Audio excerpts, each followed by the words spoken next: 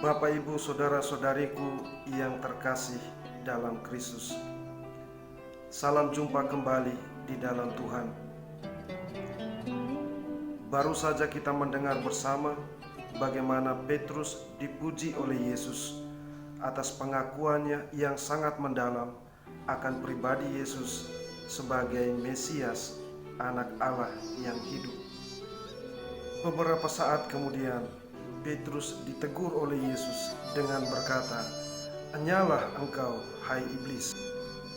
Kita melihat bersama bahwa untuk mengenal Yesus sebagai Mesias itu sungguh tidaklah mudah. Petrus yang mengakui Yesus sebagai Mesias pun tidak mengerti dengan benar apa arti pernyataannya itu.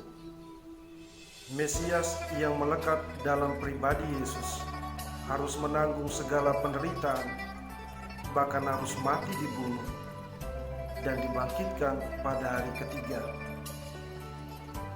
Itulah rencana dan kehendak Allah bagi keselamatan kita umat manusia. Bapak, Ibu, saudara-saudariku yang terkasih dalam Kristus, dalam hidup selalu ada yang harus dipilih, dan kitalah yang menentukan pilihan-pilihan itu. Akan lebih mudah untuk memilih sesuatu yang menyenangkan atau membahagiakan kita, karena setiap orang berjuang untuk menghindari penderitaan atau kesengsaraan di dalam hidup. Sebuah lagu dari Sheila on 7 menyatakan demikian. Kenapa ada derita bila bahagia tercipta? Kenapa ada sang hitam bila putih menyenangkan?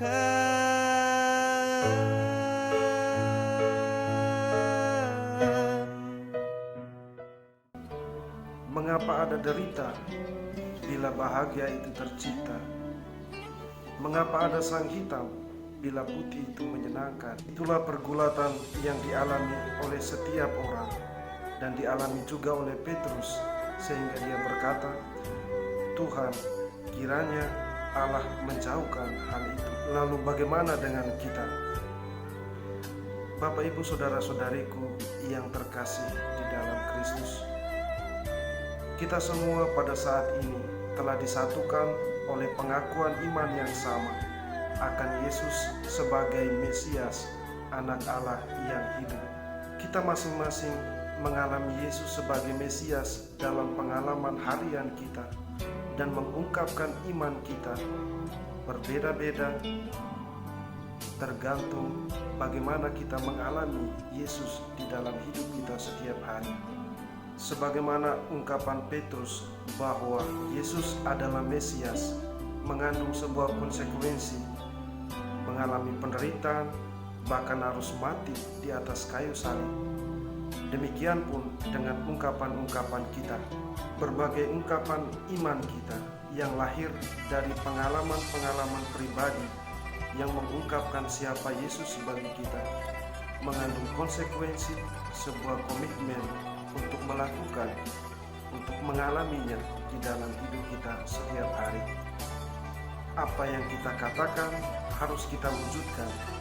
Secara sederhana, jika saya mengatakan Yesus adalah sahabat bagi saya, maka saya harus mewujudkan arti sahabat itu secara benar di dalam setiap relasi saya.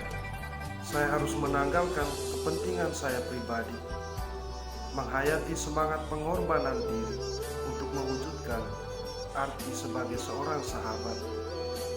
Bahkan bila perlu, saya harus memangku salib saya untuk sahabat.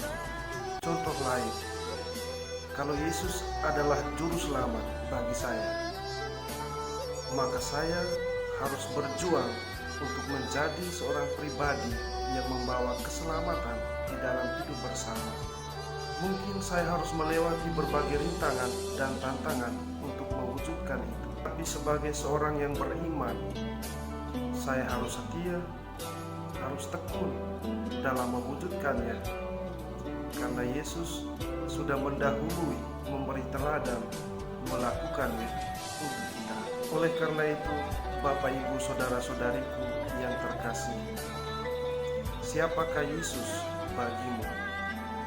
Lakukanlah itu sesuai dengan ungkapan iman kita, agar sungguh-sungguh kita adalah pribadi-pribadi yang beriman, yang melaksanakan di dalam kesetiaan dan ketaatan setiap kehendak Allah di dalam hidup kita. Selamat merenungkan.